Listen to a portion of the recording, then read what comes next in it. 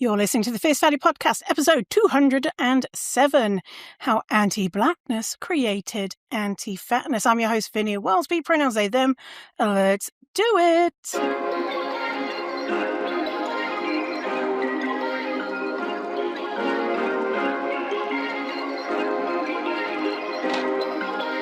Perfect.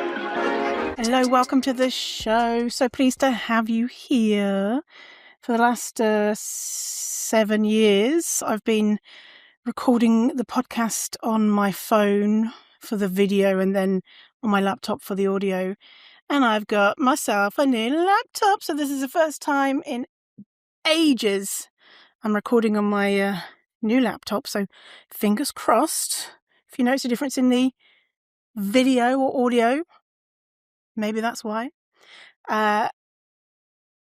Welcome to this big topic. I keep saying I need to make episodes that are less researched and shorter. And I'm like, yeah, great idea. And then it doesn't happen. I'm just like, no, I need to add this. I just feel like I can't get all the juicy information in, right? So this stuff takes a really long time to do, this episode especially. So if you like this content, feel free to donate on Ko-fi, K-O-F-I.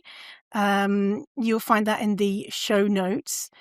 By the way, I didn't know this, but someone told me that you can donate ongoing monthly, or it's like becoming a subscriber or whatever, or you can do a one-off donation. And I didn't know that when you click on the Ko-fi page, if you're on your mobile phone, it doesn't show at the top an option to do the one-off donation.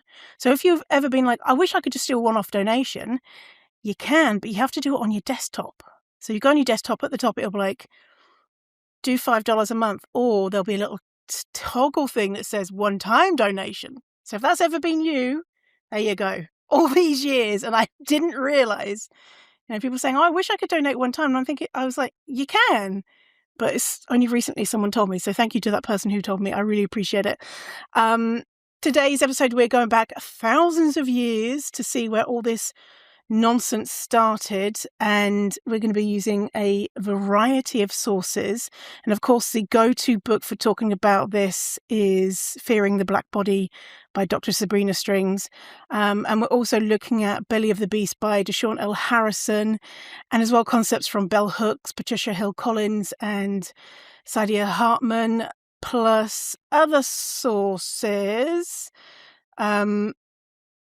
And I video record these episodes and I chuck it up on YouTube. So if you're interested in seeing my face while I'm talking, for this one I'm going to be adding images as well along the way, because some concepts are from presentations I do. So some I have like a few slides here and there on about some concepts, and I'll just stick up some other random images. Don't get excited; it's not going to be like a full YouTube thing, but that's going to be there if you like that type of thing. And trigger warning for the O words. I try and always avoid the O words, but there's a couple in here that I'm going to say, so just heads up on that. Also, we've got a shit ton of anti-blackness, obviously. Slavery, sexism, general white fuckery. I mean, the whole thing is general white fuckery, right? So yeah, we're going to talk about before. We're going to talk about beliefs from, quote, scientists. Big, huge quotation mark, scientists. Just a bunch of fuckwits spouting nonsense. Because, you know what, I've always been like, but why?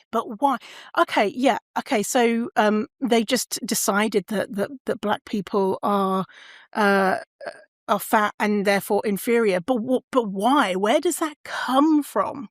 Where does the idea, like, what is it made up? Like, obviously it's made up, but was there, like, what was going on there for them to pick that out and create this whole narrative? So yeah, we're talking about that, and white women and health, and then other concepts as well, tied in with this stuff. So to start off, I need to share this again on my Instagram, but I have this picture. I don't know if you've seen it. I'll put it on the screen in on the YouTubes, which is the levels of anti-fat bias. And so it's like a triangle, and at the top we have interpersonal, internalized anti-fat bias, and then the next level is interpersonal anti-fat bias. And so intrapersonal is how your beliefs about fatness and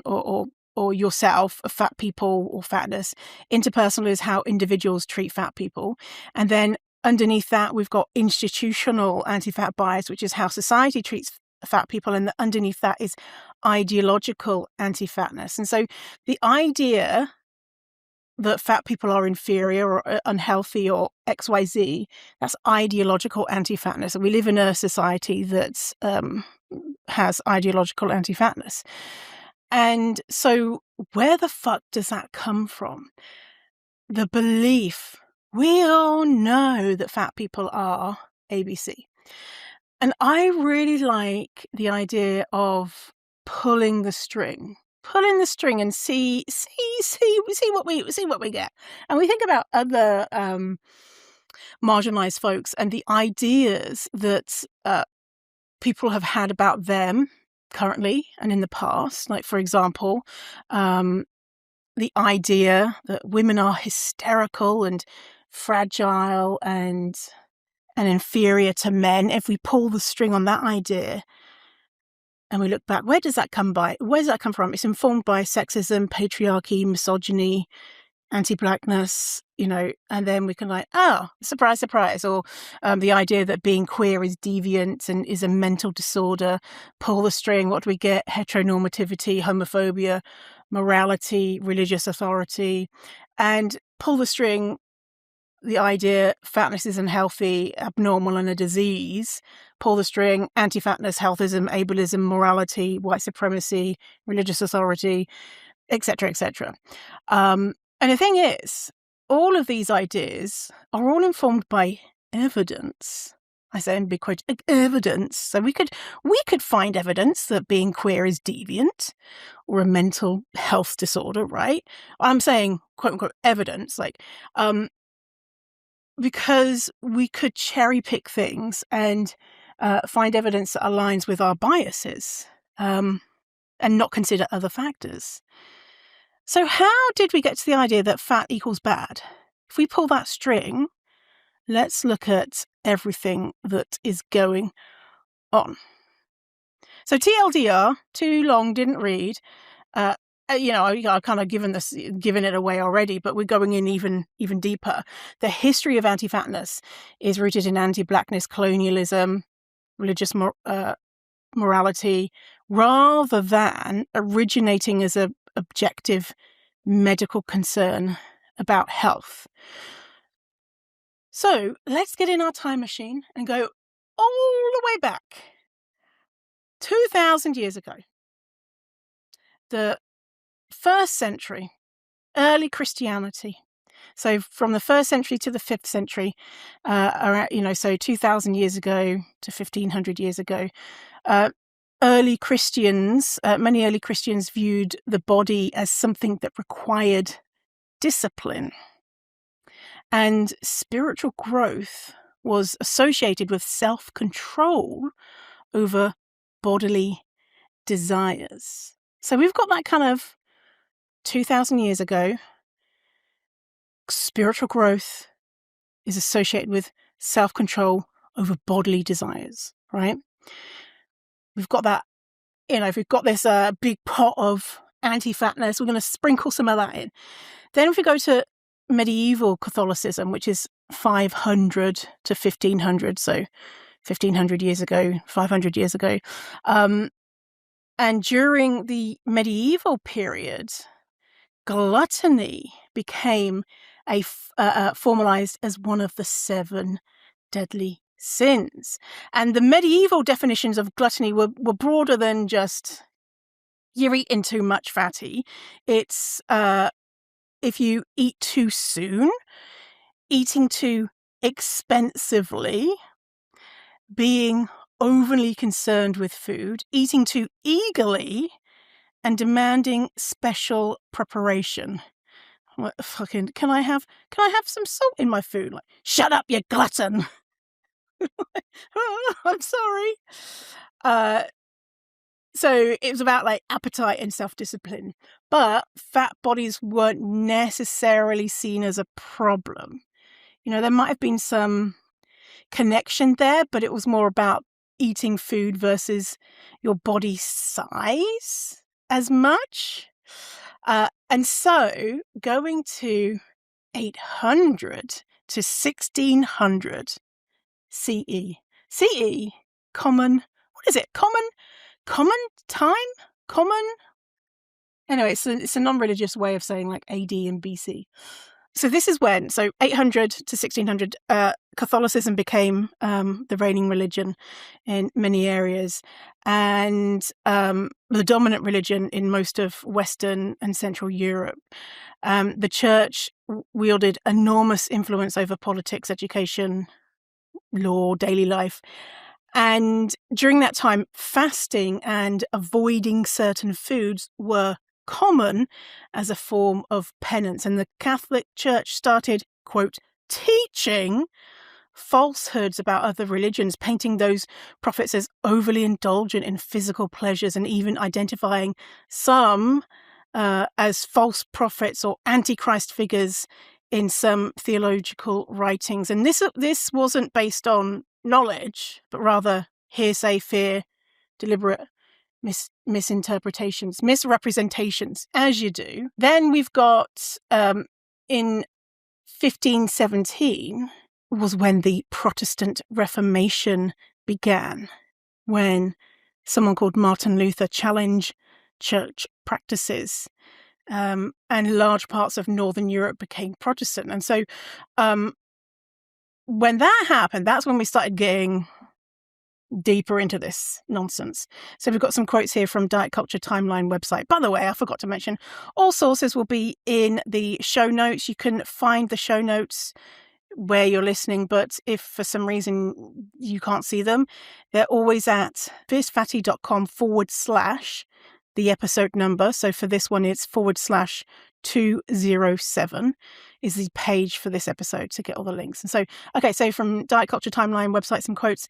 1500 to 1600, the Protestant Reformation, food became synonymous with morality. Finding pleasure in food, quote, corrupted the soul and dimmed intellect, and eating disorder behaviors were praised. And then there was a sect of Protestants called the Puritans, who wanted to further purify their faith, and they believed that the rising wealthy were taking too much pleasure in food and drink, which, quote, perverted the soul.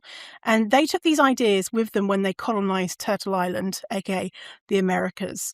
Oh, can you imagine? Oh, it's just fucking... These people sound so annoying and boring to hang around with, right? You're like having a bite to eat and they're like, you're going to hell, you're perverting your soul. You're just like, fucking shut up, Jeremy, I'm just eating some fucking lunch. So anyway, so these Protestant cultures, Puritan cultures, said laziness and gluttony equals a lack of self-control, equals poor character, equals moral weakness and a perverted soul, equals a reduced social worth. So we've got some information here from Consuming Bodies, Fatness, Sexuality and the Protestant Ethic by Leslie J. Owen. So global North societies have long been shaped by a mind/body split.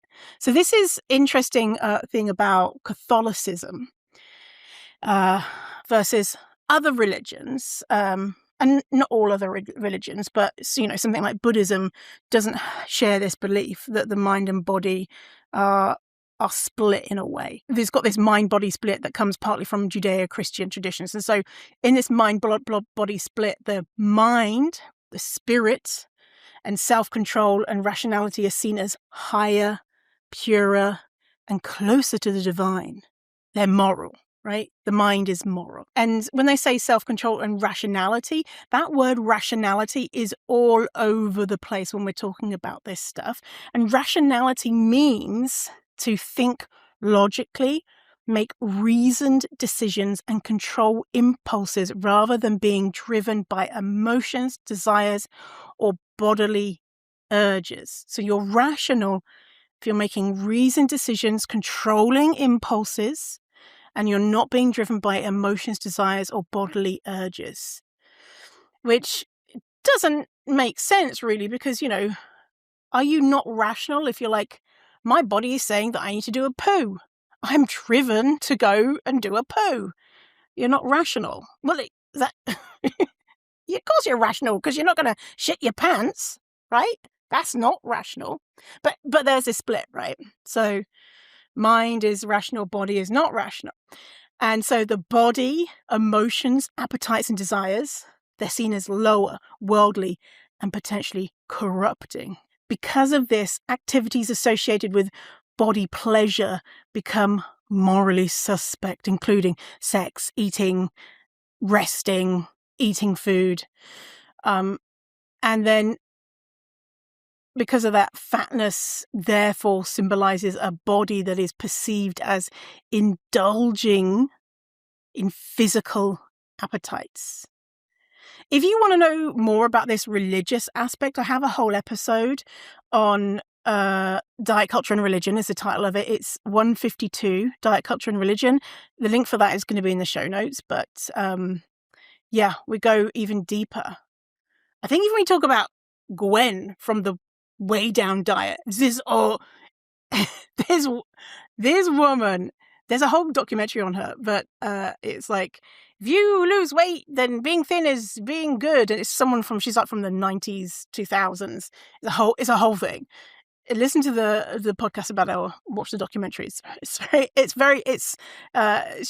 She is a character. So we've got all of that. This is, the Puritans are coming over to Turtle Island, the Americas. They've got all of these beliefs. Being no fun, basically, will get you into heaven. Now, some people will say, oh, it used to be really fashionable to be fat. In the olden days, people were really attracted to fat people. Well. So here's the thing: in the Renaissance period, which is 15th to 16th century, people will point to those Renaissance paintings where you see chubby people, and say, oh, that was what was desired, and that was what was seen as a beautiful body. And during the early years of the transatlantic slave trade, even Black people were included in this aesthetic, and said to be voluptuous and physically appealing, although inferior to white women. But if you look at those images and compare them to body sizes as we know them today, these people are not fat, maybe small fat at a push, but they're all pretty much straight-sized people who are not very, very thin. But they're not thin, and they're not fat. They're not even thin fat. Thin fat's not a thing, but you know what I'm saying? But we do have things like, the first statue found in Willendorf was of a fat person, and it's thousands and thousands of years old. And if someone's making a statue of a fat person, we assume means something like they liked that person, or this person was important. And we have other statues of fat bodies too. but we don't know what it's about really. And we have other evidence in different times, blah, blah, blah. But when we think about, when people are saying, we used to love fat bodies, this is normally what they're referring to is the Renaissance period and zaftig, voluptuous bodies, which are not actually fat. So it kind of gets on my flaps a bit when people say that, because there's many portraits done of fat people, actual fat people, and they're not, they're more mocking a lot of times. But anyway, they weren't, thin ideal wasn't really established then in the 15th and 16th centuries. Okay. So then the first groups of people who were targeted by the idea that fatness was not so great was actually men. So in the 17th century, England, English philosophers, scientists, artists like William Shakespeare, René Descartes. René Descartes was a drunken fart. I drink, therefore I am. That's a Monty Python song. I don't know if René Descartes was a drunken fart. Just rhymes. Anyway, so they began framing the fat male body as signs of intellectual dullness, laziness, and a lack of self-control. And so the idea was that a full stomach equaled an empty head, and that indulging the body ruined the intellect. Here's a quote from Fearing the Black Body, Sabrina Strings. Quote, Walter Charlton, a natural philosopher and court physician to Charles I, published his own treatise on the perils of overindulgence. The finest wits, Charlton wrote, were not the custody of gross and robust bodies, but for the most part are lodged in delicate and tender constitutions. And he was in there writing that letter to a woman, telling her, don't eat too much, bestie, okay?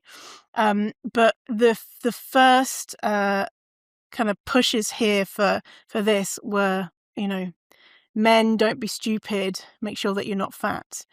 But of course there was definitely women experiencing that too, and it didn't take long for it to be a massive push on women. So at that same time, the enslavement trade was expanded, and the perception of Black women was changing. So the transatlantic enslavement trade began in the 1480s when Portuguese traders started transporting enslaved. That was 1480s, and in 1500s it was expanded large scale. And in 1600, slavery was deeply embedded in European colonies. And then race science develops mainly in the 1700s. And big quotations around science because it's not science, it's bullshit. Race scientists began classifying humans into races and assigning a supposed characteristics to them. So you might have heard people saying that race is a made-up concept. And that's because there are not biological differences between races that we can categorize humans with. There's more biological variation in races between, white people and white people than there are between races. It's not a real thing. It's a categorization that people came along and said, okay, well, these people are from this area, therefore they must be of this race. And you see how that gets really muddy when we start looking at, well, hang on, what about these people? Or these white people are meant to be better than these other white people, but what? And hang on, we have a variety of different races in this one location. And so the difference between race, which is a social construct, aka made up, versus ethnicity, and ethnicity is a shared culture, a shared background, a shared religion, a shared location, and so that is real. But we still do talk about race because then people have claimed it as a reclamation of their identity, knowing that it's not based in natural science. Anyway, long story short, 1700s is when this race science started happening. And before that, Europeans justified slavery because slavery had been going on for forever, right? Before that, slavery was justified through, it's religion, we're conquesting these lands, we want stuff from those lands, so economic interests or ideas about making non-Christians civilized. But as slavery expanded and became super profitable, they had to come up with a, quote, better justification, because we can't be saying, well, we want to enlighten them by enslaving them. So instead of saying, these people, we're enslaving them because, we conquered them, so tough luck. The argument became, these people are naturally suited to enslavement because of their race. And because as slavery expanded, this contradiction became harder to ignore the contradiction that European societies increasingly celebrated ideas of liberty and reason and equality and human rights, but at the same time, millions of Africans were being enslaved and murdered. So they're like, we're so great, but ignore all that shit that's happening over there. So if humans are equal, how can slavery be justified? And one of the answers was to argue that not all humans are equal, obviously. And are Black people even human at all? And so race science helped provide that answer.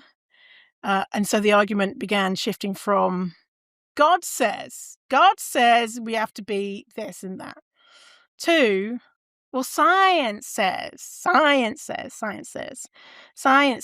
those people are less than, and the characteristics of those people are bad. So it was Protestant moralism plus race science. And this time, the 1600s, 1700s was a time called the Enlightenment. And the Enlightenment was an intellectual movement that took place mainly in Europe. And the idea was that humans should use reason and evidence and science to understand the world rather than just relying on religion or tradition or this is what we do.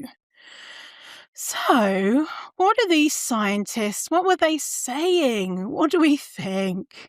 And this is where I'm really interested to. I'm just so fascinated with the way that people think. This is why I'm studying, doing a master's in psychotherapy. I've always just been like, but why? What's happening in your brain for this to go on? And answering it a little bit here. Okay, so it's almost like these race scientists or experts. It's like a bunch of dudes with a podcast. And they all follow each other. They're all like, yeah, good podcast, bro. And so the first guy with a podcast we're going to talk about was a guy called Prospero Alpini, an Italian physician and botanist. His podcast one of his podcast episodes would be The Art of Fattening. So he wrote in the 1580s of an Egyptian art of fattening and found this to be a great example of the immorality of the Egyptians. So this is before the enslavement trade was booming, 1580, but we've got some seeds, right? So we've got these ideas kind of like peppered around the place. and they're all coming together. And so Prospero, here's a little seed that he left. Quote from him: "Can one desire..."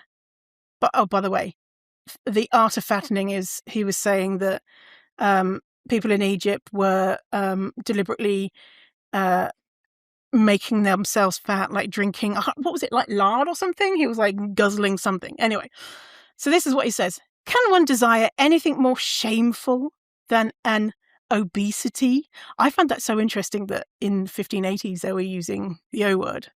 Anyway, let me start again. Sorry. "Can one desire anything more shameful than an obesity acquired through the infamous vice of the flesh and of unchecked sensuality? This vice is so widespread down there that one sees most women flop down on the ground like fat sows." Really, Prospero? Really? You and your dudes went on a lads' weekend down to Europe and saw most women flop down on the ground like sows? Yeah, sounds legit. And he says African men incited their women to grow to the size of sows. Isn't that interesting? African men incited their women to grow to the size of sows, according to Prospero Alpini. Does that sound familiar to something that we think about today? The racist idea that black men only want to date fat women. And the idea that that is a part of their nature. It's their part of their nature that the black men are only largely attracted to fat women. And that being framed as evidence of the immorality of black men and evidence of the ugliness of fat women.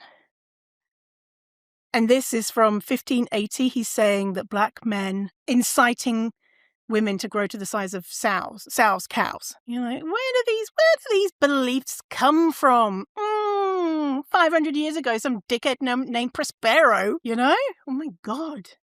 Anyway, okay. So next we have Samuel Purchas. Quote, "In 1625, the Englishman Samuel published a 4-volume set of stories pertaining to the inhabitants of distant lands, based partially on travel narratives left behind by his fellow countryman Richard Hakluyt."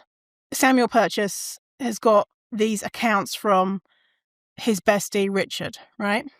So, quote from Sabrina Strings: "He, Purchas, too expressed his disdain for the unbridled sensuality of blacks in Guinea, denouncing them as orally and sexually insatiable heathens. They have no knowledge of God. Oh my God. They are very greedy eaters, and no less drinkers, and very lecherous, and thievish, and much addicted to uncleanliness. One man hath many wives, and he is able to keep as many wives as he is able to keep and maintain." Well, Samuel, you sound like a great guy to travel with. He's like, "Oh, they're dirty. Mummy, take me home and give me a bath. They're unclean." Samuel Purchas. That was in 1625. So then the narrative, so we have these little seeds, and then we have the narrative shifting dramatically in the mid-18th century as the slave trade peaked. People are like, the white people were like, "Shit, man, we got to get together. We have to come up with some fucking evidence to allow us to keep doing this. We need to prove that these black people are not human and stuff. So the first guy we're talking about here is Georges Louis Leclerc, who is the Comte de Buffon, which is Count of Buffon, which is a place in France. This fuckwit didn't travel to Africa, but relied on accounts from his podcasting bros. And Buffon was the first celebrated scientist to assert that black people were tall, plump, but simple and stupid. And he argued that because their native lands were rich in pasturage and resources, they were able to stay well fed with little effort, leading to a natural idleness and plumpness. Is that so, Georges? Then we had the Encyclopedia by Denis Diderot. And so the Encyclopedia was one of the most important books of the Enlightenment era. The title translates to Encyclopedia or a Systematic Dictionary of the Sciences, Arts and Crafts. And so the Denis Diderot collected accounts from people to create this encyclopedia. Did Denis go to Africa? No. And one of the people's accounts that was in this encyclopedia was someone called Jean-Baptiste Pierre le Romain. And he lived in the Caribbean, established himself as a self-styled expert on French colonies and sugar plantations. No evidence that he ever traveled to Africa either. And he wrote dozens of articles about the Caribbean for the encyclopedia. His descriptions of people from Senegal, Angola, and the Congo were based on his observations of enslaved people in these French colonies. And what he said, black people were generally lazy, cowardly, and very fond of gluttony. Oy, oy, oy. And then we move to some British clowns. So British colonial writers like Edward Long. Edward Long, I feel like Edward Long feels like a real piece of shit. Well, the first guy, Georges Louis Leclerc, he was really influential, and a lot of these people were like, "We love Georges. He's such a great thinker." So he was kind of like, I don't know, like the Andrew Tate. And these people came after him and was like, Georges is so fucking good with all those ideas about black people. It's great.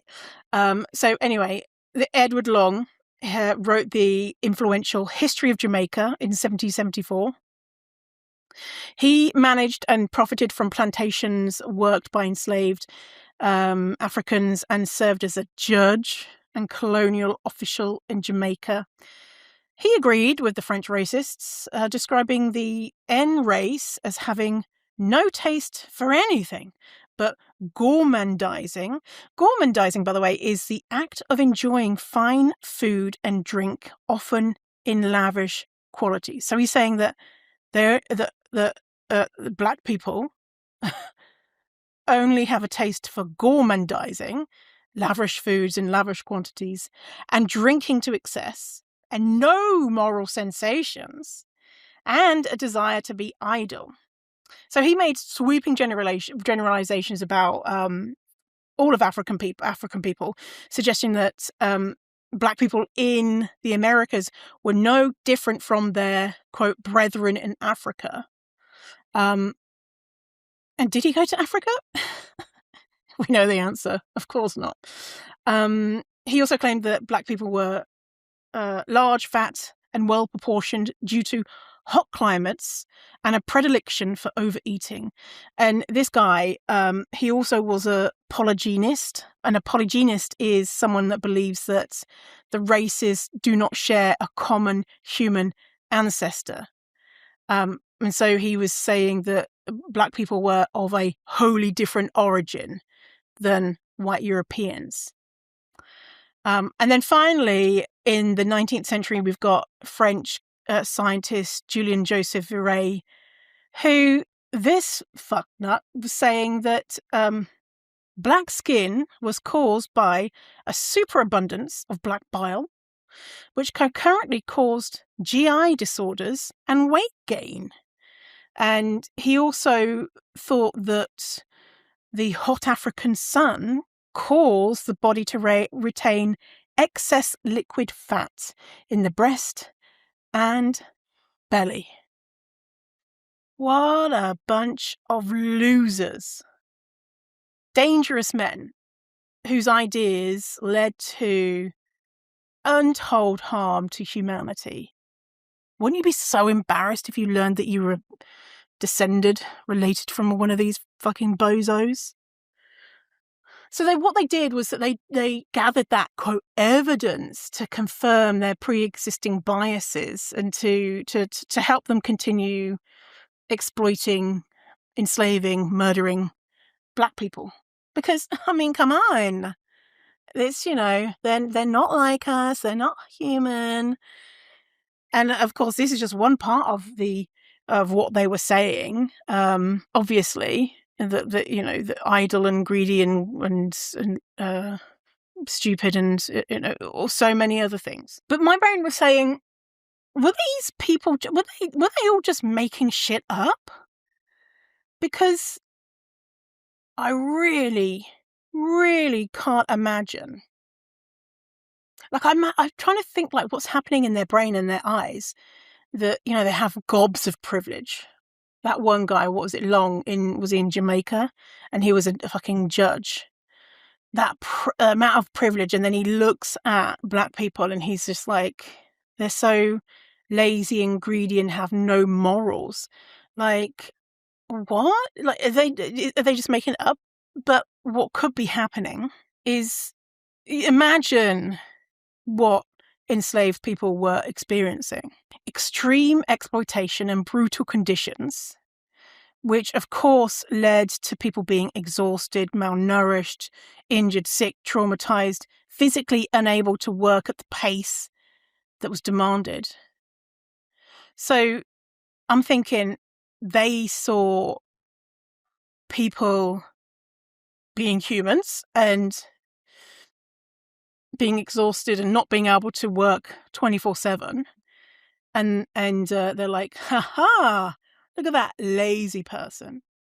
And on the other side, sometimes people were actively resisting. And what that could look like, there's many different forms of resistance. And it's called everyday resistance or hidden resistance. Things like work slowness, feigning illness, breaking tools, sabotage, running away, withholding labor, preserving cultural practices, and everyday acts of non-cooperation. And so both of those things, so, being sick and exhausted and traumatized and unable to do the work at the pace and the inhuman conditions, and when possible, hidden resistance, which is all of this is natural human reaction to enslavement. And white people willfully misinterpreting it as, innate. It's innate to them. It's a racial flaw in them. Labeling them as just naturally lazy and cowardly. And my brain is like, I'm imagining myself as, a white enslaver and trying to imagine how can I not see? Like, do I not?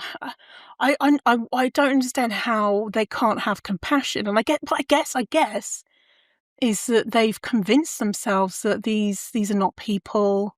They've really deeply down, really do. They can't see, right? So it'd be like saying, try and have compassion for some inanimate object, like for a chair or something. Which I guess if you said that to someone, they'd be like, well, what do you mean? I don't understand. Why would I do that? That's something for me to sit on and something for me to use. I find that so interesting. I bet you there's something like the psychology of enslavers. And sure, some of them, maybe they had personality disorders. They didn't have the capacity for compassion. That's a small minority of people, right? But most people do have that capacity for compassion. So anyway, so you got all of that. And then, get this, you may have heard of the condition, quote unquote, of drapetomania, which was, if you haven't heard of it, is the pseudo-scientific mental illness, which claimed that if enslaved Black people run away, this must be a mental illness. And the sole cause for an enslaved Black person to run away, the belief that slavery was natural for Black people, anyone trying to escape must be clinically insane. So Samuel Cartwright, the physician who came up with that bullshit, the drapetomania, also invented another disease which he called dysesthesia ethiopica.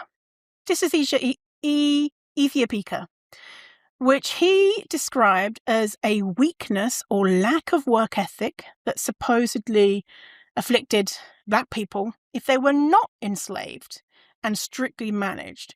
And so by framing a refusal to work as a biological and mental disease, enslavers could justify relentless whipping and forced labor under the beaming sun as necessary medical treatment rather than an act of torture. So if Black people are naturally lazy, they are naturally fat, and the only way to help them is to enslave them, because when you don't, they just are going to be lazy and all these terrible things, apparently. Honestly, the gymnastics, the mental gymnastics, it's just astonishing. So that's where the logic, quotation marks, for these beliefs came from. And a prime example of these beliefs combining was in Saaki Bartman. So you might have heard of Saaki Bartman before. So Saaki, just so you know, it's spelled Saartjie. Saaki Bartman or Sarah Bartman. I'm going to read from an article from Bust. It's no longer available, actually, this article. I don't know why. Why? Interesting. Anyway, by the way, if you ever want to go and find something that is no longer available or is behind a paywall, if you go to, let me tell you the website name. I've been using it for years, archive.ph. You can put a URL in there, and as long as someone else has posted it in there, then you'll be able to bring it up. So if there's a paywall or if the article is missing, you can even actually use it as like a time machine. You can go back and be like, what was, if someone, is it a time? No, actually, it's not a time machine. No, actually, yeah, because they'll have different times of like, it's captured, this page was captured on this day and this day and this day. Anyway, so the link for this, you can put it into the article, into the archive.ph. But anyway, long story short, the racist origins of fat phobia is the title. Quote, a slave from Cape Town. This is talking about Saaki Bartman. A slave from Cape Town, Bartman was the human property of the British entrepreneur Alexander Dunlop. It was Dunlop's idea that she be brought to Europe and exhibited for lurid delight. Exhibit goers, both the curious and the lecherous, would encounter her in a small enclosure. On a typical night, Bartman would be adorned with jewels and garments that had been poorly curated to represent the clothing and garments of her tribe, the Khoikhoi, also referred to Westerners as the Hottentots. So the tribe where she's from is she's Khoisan. She's from a tribe called Khoikhoi. And white people would refer to them as Hottentot. And Hottentot is now seen as derogatory. And it was like an outsider label, and it was likely mocking the way that Khoisan people spoke. So just an FYI. Because you see a lot of people referring to Saaki as the Hottentot Venus, which is a white person's derogatory label for her. So we should be calling her by her name and not Hottentot Venus. Anyway, continuing, she'd emerge from a dark corner wielding a spear. Then she'd slowly remove her coat, allowing it to dangle coquettishly. By the way, coquettishly means flirtatious or playful. To dangle her coat coquettishly from one shoulder to give the crowd a moment to take in her undulating curves. Her thick thighs, soft arms, and rounded belly were all major draws, but it was her general rotundity and jutting backside that brought throngs of spectators. It was these qualities that made Bartman an archetype, an original model. That's what an archetype means, or like a perfect example of that thing. So she was an archetype of Black femininity. And so people were seeing Saki and they were saying, this is what all Black women look like in the popular imagination. They were also what many believed proved racial scientific claims of African barbarity. Bartman's international fame popularized an idea that had been percolating since the 1700s. The Black women were constitutionally means naturally, thick-set, and that this was an evidence of their savagery. So she was in like an enclosure, the same way that an animal would be in an enclosure. And this is from the BBC, an article called The Significance of Sarah Bartman. 2 centuries ago, Sarah Bartman died after years spent in European, quote, freak shows. She died on 29th of December, 1815. I think she was 26. Yeah, she was 26. Even after she died, her exhibition continued. Her brain, skeleton, sexual organs remained on display in a Paris museum until 1974. Her remains weren't repatriated and buried until 2002. So it was Nelson Mandela when he came into power in South Africa. He requested for her remains to be given back hundreds of years after displayed her. It's just. Anyway, continuing. Brought to Europe seemingly on false pretenses by a British doctor, stage named the Hottentot Venus, she was paraded around freak shows in London and Paris with crowds invited to look at her large buttocks. Today, she is seen as by many as the epitome of colonial exploitation and racism, of the ridicule and commodification of Black people. Yep. So Saki was said to have steatopedia. And steatopedia is claimed to be a genetic characteristic pronounced by fat accumulation in the bum and the thighs. So it's a anatomical or anthropological term, not a medical diagnosis, this steatopedia. The trait said to be highly heritable and most prominently observed among the Khoisan people, so that's people from Khoikhoi, the San, in southern Africa. But here's the thing.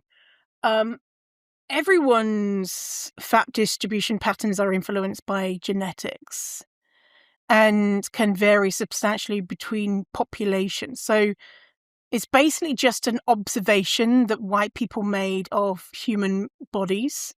I mean, Khoikhoi people could have come to the UK and given a name to the lack of fat on British people compared to the Khoikhoi people, right? Making it a thing. Like they could have said that, white people in the UK, they all have a steatopedia, which A means without or lacking. They could have made up a word and been like, look at these white people. So their bodies are so strange. And then found someone with the... and enslaved them because of this strange body that didn't look like theirs. But that's not what happened, right? Saying all this to say, she had a body type where she happened to have more fat on her bum and thighs, and it, just turned her into a freak show exhibit. So moving to white women. So white women, the phrase Anglo-Saxon civilization was commonly used to describe what many elites believed was the highest stage of human development. So Anglo-Saxon meaning English ancestry and people of Northern European Protestant descent. And so for white women around this time, when we're doing all the race science nonsense, for white women, being an Anglo-Saxon Protestant meant acting as, quote, God's appointed agent of morality. Ah! What a fucking title. God's appointed agent of morality. Oh my God. Imagine if someone said, hey, do you want to be God's appointed agent of morality? No. No thanks. Anyway, claiming to be Anglo-Saxon Protestant meant you were the right type of white person. The Anglo-Saxon thing later turning into Nordic, later turning into Aryan. And Nazis defining Aryans as a master race of Northern European descent. And in this context, Northern Europe being classed as places like Germany, especially Northern Germany, Denmark, Norway, Sweden, Iceland, sometimes England, that white, blonde hair, blue eye type thing. White women embraced strict diets to visually and morally distinguish themselves from Black people and distinguish themselves from new waves of immigrants, such as the Celtic Irish or later people from Southern or Eastern Europe. So these Anglo-Saxons, they were like the best people are from Northern Europe. Then we've got people from Southern Europe. They're okay, but they're not as good as us. People who are from anywhere else, no thanks. They're just they're off the planet. So that was like the we're the best. It's interesting, isn't it? How it just happens to be that where they're from happens to be the best in the world. That's just very lucky for them, isn't it? Anyway, and so white women are like, okay, well, we have to show that we're better than Black people, and then as Irish people and other people from Europe coming in who were vilified by eugenicists, we have to show we're better than them. And so eugenicists said that they were anyone who weren't Northern Europeans were constitutionally degenerate and gluttonous and fat. Sound familiar? And also they're a hybrid or an inferior white race. Then they were biologically tainted by African or Asian blood. There's this essayist, Thomas Carlyle, and he argued that the Irish appetite for potatoes, he called Irish people potatophagy. Piece of shit. Potatophagy literally means potato eaters, was a constitutional deficiency, proving their intractable racial degeneracy and lack of self-control. Which, I'm Irish, British Irish. The Great Starvation in Ireland. By the way, we don't say the famine, the Irish famine, because it wasn't a famine. British people starved. Irish people. The UK described Ireland as the garden of England, because there was so much produce from Ireland. And yes, there were blighted potatoes, but there was plenty of food to feed the Irish. But the British took it, fed the English, fed the English, and then said to Irish people, "You're so lazy and greedy." I did a podcast episode with my mum, Mummy Sarah, episode 157, Intergenerational Food Trauma, talking about this, about how all of these beliefs that colonizers put on so many people, in this example, Irish people, saying that they were so greedy and lazy, how we internalize them as just being so true about us, but we don't realize so many beliefs, and we look at and we're like, why is it that I'm doing ABC? And it's like, oh, well, it's because I think I'm superior, or someone else told me that I was superior or inferior. But basically, some religious colonist piece of shit guy from hundreds of years ago thought this, and now my behavior has changed because of this. And when you realize that, you're like, fuck no, not doing that. Anyway, so if you wanted to learn more about the intergenerational food trauma with Ireland, episode 157. And I've been meaning to read it, but there's a book called How Irish People Became White. Because at this time, Irish people, and if you weren't Northern European, then you weren't quote unquote white. You were like like I say, hybrid type person. But now Irish people are considered white, and there was a way that Irish people became white. White was the assimilation with quote white Americans, and brutalizing black people. Not always, but I know a lot of Irish people in police officers in these communities where there was a lot of immigration from Irish people fleeing the starvation, and came white by subjugating others. But also, there's lots of Irish people who are not down with that, obviously.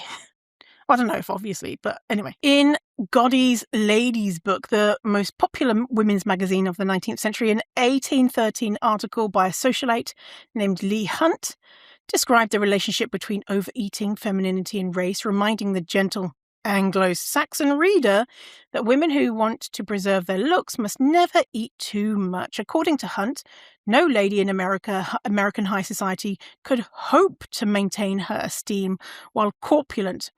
Only in Africa could a fat woman find stride, since it was rumoured that on the continent no lady can be charming under, and then she says a higher weight. So they're saying you don't want to be like the black people who are attracted to or find charming someone who is fat. The fear of the imagined fat black woman was created by racial ideologies that have been used for almost 300 years to both degrade black women and discipline white women. Anti-Blackness is the forgotten rationale that underlies both thin privilege and fat stigma. So this idea of fatness equals immoral, fatness equals ugly, could be easier for people from today to pick apart, because that's where we're at now. Fatness is immoral, fatness is ugly. But they didn't stop there. They moved to fatness is also unhealthy. So fatness is immoral, ugly, and unhealthy. So under the guise of health versus just beauty or morals, biased ideas were easier for people to support. So we've got a few of the suspects, some of the figures that moved this idea of health and fatness into an ideology in today's world.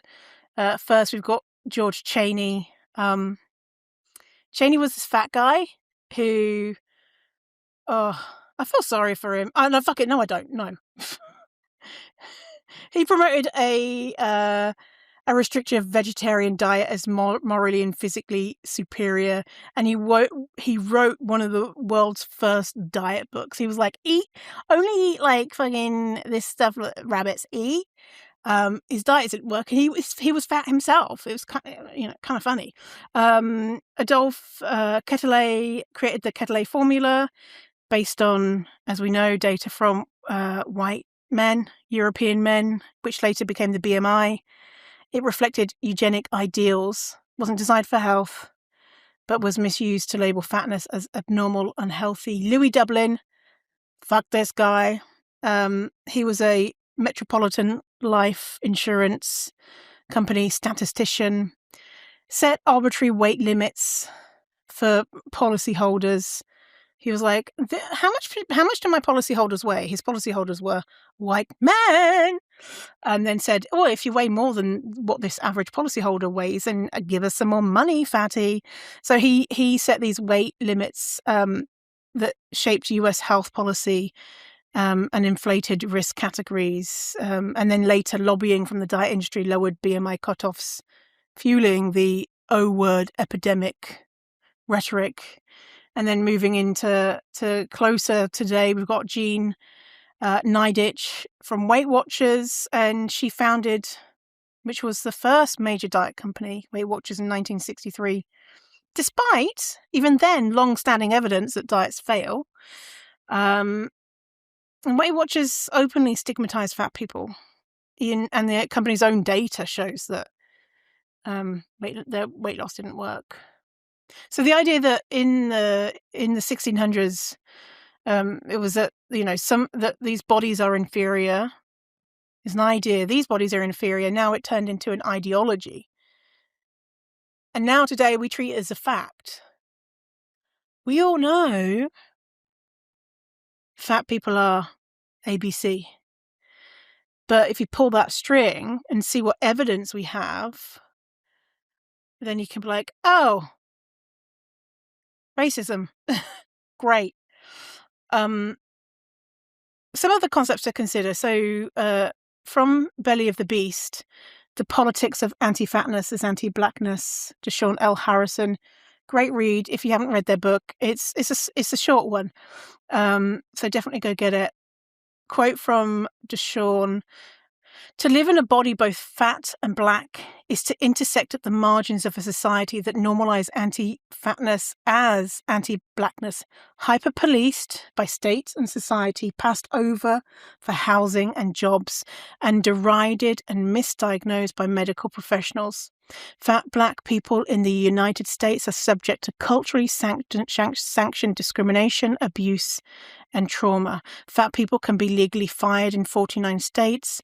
They're more likely to be houseless, die at higher rates from misdiagnosis, non-treatment. Fat women are more likely to be sexually assaulted. And at the intersection of fatness, race, disability, and gender identity, these abuses are exacerbated." So if we think about how anti-fatness and anti-blackness come to the worst conclusions in our modern society, it's in interactions with law enforcement. There's a study that shows that racial bias and judgments of physical size and formidability, again, links for everything in the show notes, episode 207. Quote from that study: "People have a bias to perceive young black men as bigger, taller, heavier, more muscular, and more physically threatening, stronger, more capable of harm than young white men." Deshaun says, "Black men tend to be stereotyped as threatening, and as a result may disproportionately be targeted by police even when unarmed." And so Deshaun talks about Eric Garner. Quote: "The U.S. representative for New York's 2nd Congressional District, Pete King, urged a grand jury not to indict Pantaleo." Pantaleo was the officer that murdered murdered Eric Garner, because, as he tells it, the police were only doing their job to take down a, quote, 350-pound person who was resisting arrest. According to King, Eric Garner's cause of death was not the illegal chokehold, but rather his asthma, his heart condition, and his obesity.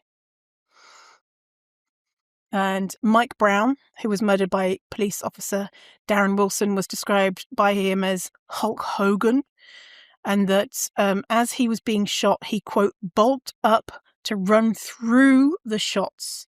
He also called him crazy and a demon. Quote, "What Wilson described was a beast, a monster." So police, media, medical examiners weaponize the size, the weight of black victims to frame them as superhuman, untamable beasts. They're claiming that they are massive, aggressive, animalistic, and so the state justifies their murder as a necessary action to protect society. Think about those things: policing, surveilling fat women being more likely to be sexually assaulted, as we look at these other things. So Saidiya Hartman's Scenes of Subjection. Saidiya argues that the extreme violence of slavery extended far beyond the torture and murder, enslavement, but the extreme violence was also in the everyday surveillance, control and management of Black bodies, as well as treating them as a spectacle. So we've got two things that Saidiya is talking about: spectacle of Black bodies and something called fungibility. I'm going to break it down for you. So the spectacle of subjection, so the spectacle of Black bodies. So enslaved people were often forced to appear happy, entertaining, compliant. Example, by singing, acting happy while being bought and sold, or dancing when they're chained up together. Which reminds me of the film Get Out. All these nice white people having garden parties and Black people being forced to smile regardless of what horrors have happened to them. And this, quote, spectacle hid the violence and terror of slavery and helped make slavery seem more normal and harmless. Like when you hear people, like I hear it on social media, people doing tours on plantation, and it's like their ancestors' plantation, and they were like, oh yeah, the enslaved people here were happy and they had a great relationships with their enslavers. What? The fuck are you talking about? It's really horrifying, right? You know, they're subjected to all of this, and then they have to do it with a smile on the face. And so at the same time, all this, enslaved people's bodies were constantly watched and controlled and judged by white society. So that's like the spectacle piece. Fungibility and discipline. So you might have heard of fungible from NFTs, non-fungible tokens. So it's like it's a finance term, right? A fungible thing is something that can be replaced by another identical unit. So for example, money is fungible. So if I gave you a $20 bill and you were going to pay me back, I don't need you to give me that same $20 bill, because you could send me a bank transfer, or any other $20 bill will do. Or a litre of petrol is fungible. So if it's the same like grade and everything, if I lent you a litre of petrol, you gave me back different petrol, but it was like the same, whatever it is, you know, unleaded or whatever. It's fungible, right? So anything of the same, it's all the same, right?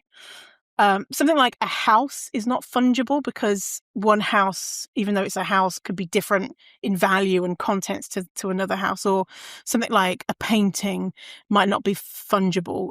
So the Mona Lisa is not fungible, because say if you painted another version of the Mona Lisa, it's not the Mona Lisa. But maybe a print of the Mona Lisa could be fungible if it was like the same size print, and, you know, and so anyway, Saidiya Hartman talks about how enslaved people are treated as fungible. So as she's saying that they're treated as though they were like money or animals or things, interchangeable units of property, rather than unique humans with their own identity and lives. And so because of this, white people could project their own needs and fears and desires onto them, because they're empty vessels. They're not objects. They're not people, they're objects. But the reality is that they're not objects, they're people. And so to keep them as things, maintaining this system requires constant surveillance, punishment, and control, right? We have to like control, punish the humanity out of them. So we're going to dehumanize you, treat you as an object, and you better smile and act happy about it, because if you don't, it will upset us white people, because you're acting like a human and you're not. So how this relates to fatness, Surveillance and control. Fat Black people are still heavily monitored and regulated today, especially through medicine and public health. So, for example, tools like the BMI are a way of labeling and disciplining bodies. We're going to surveil you. We're going to surveil your weight, and we're going to control you. We're going to tell you that you need to lose weight in order to access care. And what an excellent method of control dieting and anti-fat bias is, and anti-Blackness, right? What an excellent method of control. Because when you're dieting, what's happening to your body is just exhausting. I'm going to do maybe the next episode talking about what happens to your body on diets. It's just like if someone could design a way to control people, dieting would be a really good way to do it. So then we've got that. So surveillance and control, and then the body is a spectacle. Fat bodies, visible symbols of supposed laziness and overeating or bad health. So think about Saki Bartman. She was a spectacle. Today, think about the shows like The Biggest Loser turned fatness into entertainment, or how Blackness is seen as unprofessional or unattractive. The same things are taken by white people to be celebrated. And then how we view fat Black bodies as being either comedic, the mammy, the clown, or on the flip side, angry, dangerous, violent, which are caricatures that serve thin white interests. It's the happy Black person or the scary Black person, just like it was hundreds of years ago, right? Like Sadia is describing. And finally, the ongoing objectification. And so Sadia Hartman talks about slavery treating Black people as property, right? Now stereotypes about fat Black people continue to reduce them to objects and limit their bodily autonomy. It's the whole like, you know how they're saying, fat people are stupid. Fat Black people are stupid. It's the whole, we need to make decisions for fat Black people because they aren't intelligent enough or they don't care enough.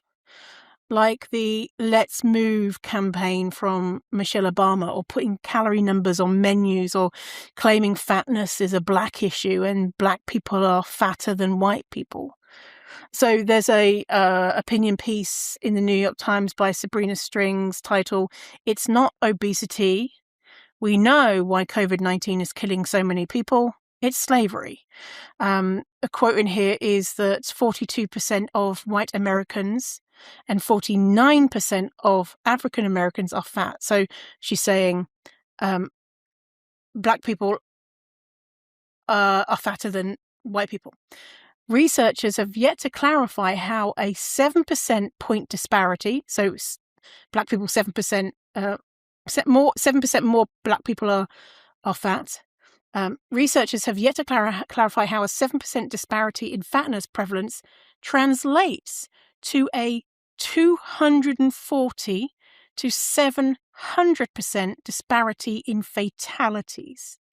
So what Sabrina is saying here is that if it's fatness that is causing ill health in regards to COVID-19 and death in COVID-19, why is it that Black people are dying increase disparity than white people? Surely it should be a 7%, because Black people have higher weights than white people in the US. And so if it's fatness, and what Sabrina's saying is it's racism. It's racism. And then if you're fat and Black, it's racism and it's anti-fatness, right? Okay, so moving to Bell Hooks. Bell Hooks' book Ain't I a Woman? And Hooks talks about how slavery denied Black women the social status and protections associated with Black women were treated as sources of labor, sexual exploitation and profit. So the first thing is labor and dehumanization, that Bell Hooks talks about, that Black women were ruthlessly exploited in agricultural labor force, and they often performed the same tasks as black men. And this reality contradicted the 19th century idea of the, quote, cult of true womanhood, which was women being framed as fragile and physically weak and only suited for domestic labor. And so white men were like, hang on, I'm seeing these black women working so hard, although black people are lazy, but hang on, but also they're working hard, make it make sense. So they were saying that, black women are showing them the opposite. And instead of being like, oh, I wonder what's going on here, I believe that the women are weak and inferior, but I'm seeing these black women, just not being weak and inferior. So instead of being like, oh, I worked it out, it's because I'm a sexist, racist piece of shit, these white people concluded that I know what it is. Black women are not real women. Of course, they're not real women. So they were portrayed as, quote, masculinized subhuman creatures. And this started the myth of the Black Amazon, portraying black women as possessing an animalistic, subhuman strength that justified their continued physical exploitation. They're not real women. So, the cognitive dissonance in my brain, I don't need to think about it because I'm just going to move the goalposts. And then the sexual exploitation, and black women were routinely subjected to sexual violence during slavery today. And to justify this, white people again did some white logic and invented the myth of the bad or sexually loose black woman. And this drew on Christian teachings that viewed women as the origin of sexual sin, i.e. Eve eating the apple, which is interesting that the sins of the world were due to a woman biting a fucking apple. The sins of the world due to a woman eating. And there's this idea that women are susceptible to temptation. They're more likely to lead men into sexual sin. So with this idea of women, they're labelled black women as Jezebels or sexual savages. And they made out that the black women they're just naturally promiscuous, they're sexually aggressive, they're unable to control their animalistic desires.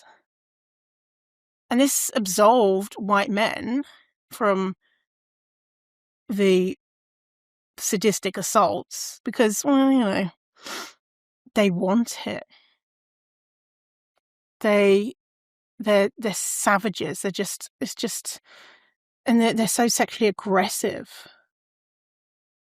And at the same time, that allowed white men to elevate white women's bodies as desexualized, goddess-like, pure, innocent. And then we also have breeding, black women having an economic value as breeding machines, and enslavers equating black women with livestock, using forced breeding to increase their wealth. So Bell Hooks talks about the two images of black women, describing the mammy and the sapphire. The mammy, which is the stereotype that portrays black women as nurturing, that breeding thing. Self-sacrificing asexual caregivers whose primary purpose is to serve and care for white families. It was used to justify and romanticize black women's exploitation. Think Aunt Jemima, on the, what is it, syrup bottle? That jolly fat black woman, just there to serve your white family with a smile on her face. And then the other one, the sapphire, which is the stereotype that portrays black women as angry, aggressive, domineering, and difficult. And I think that's another quote unquote excellent tool to keep black women quiet, is to say, oh, well, you're so angry, you're so aggressive, because then when a black woman shows the very much appropriate anger at this oppression, then it's, oh, look at this angry black woman. And so having to suppress their real emotions again, like that, the idea of the spectacle. Do it with a smile on your face. Raise your concerns, but be nice about it. So more about the mammy character. So the mammy character, the fat asexual mammy, used as a tool to mask the reality of white men sexually exploiting black women in their homes. So the mammy would be fat and unkempt, which renders her asexual. And Deshaun Harrison talks about this in Belly of the Beast, saying that this caricature continues to be enforced today. That the idea that a black fat body is only acceptable when performing labour or providing care for others. Here's a quote from Deshaun. "It is not too difficult to imagine how whites came to create the black mammy figure. Considering white male lust for bodies of black females, it is likely that white women were not pleased with young black women working in their homes for fear that liaisons between them and their husbands might be formed. So they conjured up an image of the ideal black nanny. She was first and foremost asexual, and consequently she had to be fat, preferably O-word. She also had to give the impression of not being clean, so she was the wearer of a greasy, dirty head rag. Two tight shoes from which emerged her large feet were further confirmation of her bestial, cow-like quality. Her greatest virtue was, of course, her love for white folk, whom she willingly and passively served. The mammy image was portrayed with affection by whites because it epitomized the ultimate sexist, racist vision of ideal black womanhood, complete submission to the will of whites. And in a sense, whites created in the mammy figure a black woman who embodied solely those characteristics they, as colonizers, wished to exploit. And finally, we've got Black Feminist Thought by Patricia Hill Collins, and looking at the chapter Mammies, Matriarchs and Other Controlling Images. Controlling images are stereotypes about black women that help justify and maintain racism, sexism, and other forms of inequality by making racism, sexism, poverty, etc. appear natural, normal, and inevitable. Controlling images. And so it's like controlling stereotypes almost, but, these images that we conjure in our brain of what can we do to keep people subjugated, claim that they're like this. And so Patricia Hill Collins said that there's 4 primary controlling images used to justify the subjugation of US black women. We've got the mammy, and it's, all of the stuff we talked about. She represents the good black mother, faithful, obedient, asexual domestic servant. And then we have the matriarch, and that's the bad black mother. And so the matriarch is depicted as overly aggressive, unfeminine, emasculates her lovers and husbands, and by claiming black women are too strong and domineering, we can blame Black women for the poverty and failures, quote unquote, of their children. If we blame them, it means that we don't have to put the blame where it belongs when there are inequalities, which is systemic issues. So the matriarch is kind of, similar to that. It's that, again, it's that angry, you're bad. And then we've got the Jezebel hoochie, which is, again, what we were talking about with the Jezebel before. Deviant, sexually aggressive, whose sexual appetites are animalistic or freakish. And finally, the welfare mother / welfare queen. The welfare mother is described as an updated version of the enslaved breeder woman. Notice how all of these things are just like weaving together, all of the same concepts. So the welfare mother is described as an updated version of the enslaved breeder woman whose fertility was harnessed for economic gain.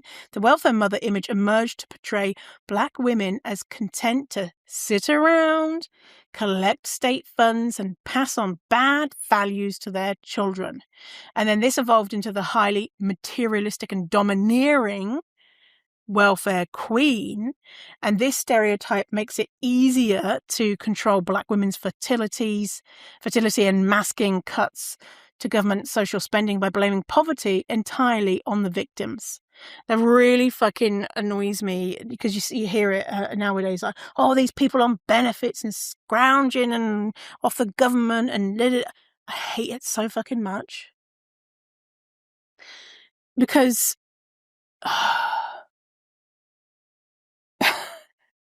it's just based on fuckery, right? It's based on a load of bullshit to keep us distracted from the real issue, which is that people have to claim benefits because they're in an equal world where it's designed to keep poor people poor, to keep Black people subjugated, to keep fat people down, And if people are saying, oh, so-and-so's on benefits and they never do anything, all they do is take drugs and whatever, I don't give a shit. If someone is not doing anything and getting benefits, good for them. I don't care. I do not care. The amount that they quote unquote cost the government is nothing in the amount that billionaires and millionaires cost our society. And why is it then a millionaire? It's okay for them to not do anything, have a 4-hour work week, but someone else who's poor, who has other marginalized identities, and suddenly they are immoral. It's all this whole pulling that string to nonsense. So, TLDR, as we said in the beginning, got that religion, Protestant morality thing. Then we've got the beauty. Then we've got the science. It's turning into the health. Oh, it's just not good. It's just it's not. It's as long as you're healthy, it's just not good for your health. We all know. We all know it's now we all know it's bullshit. So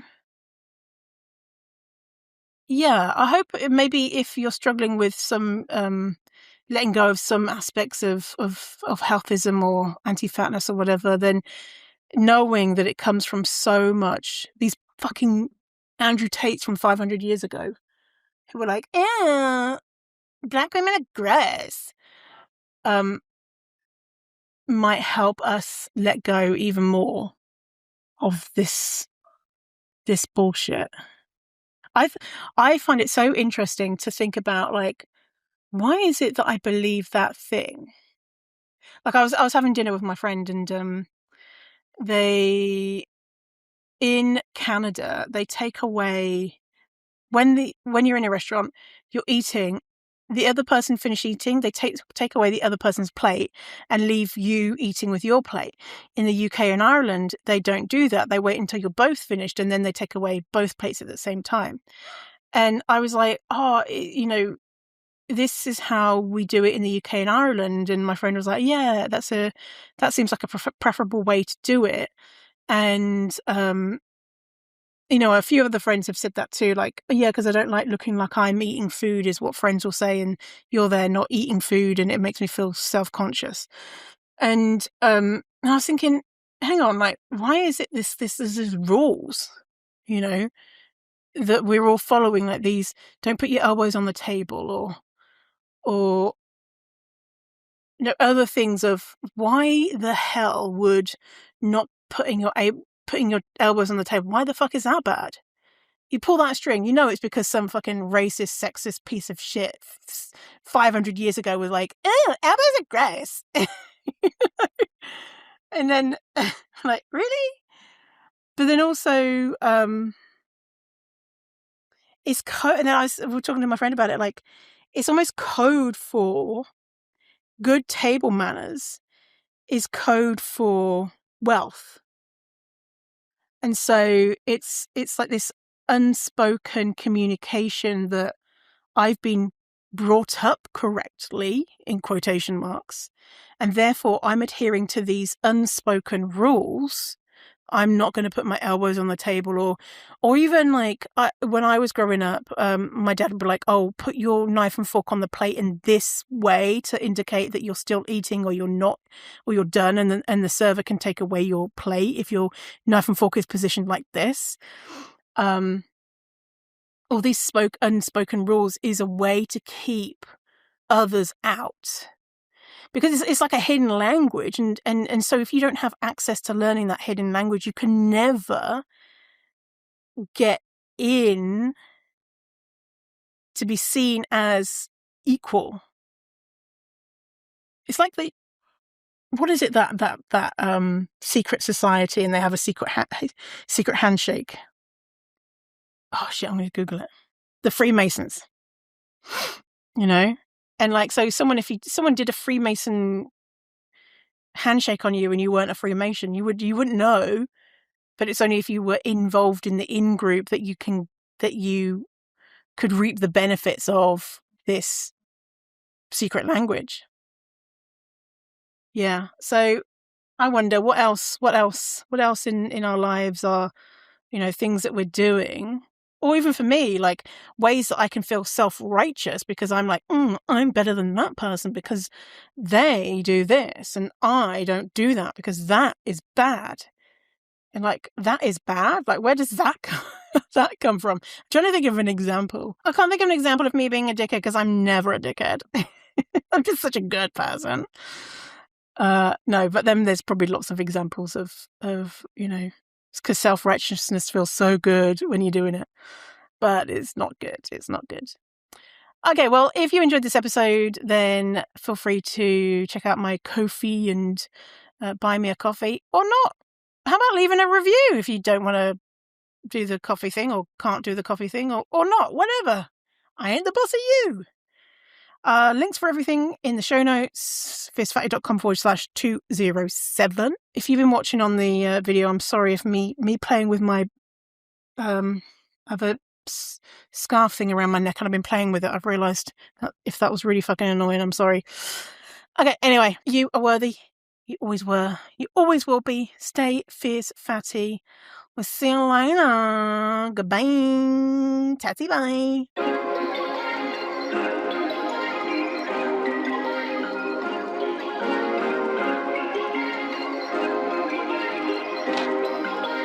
Perfect.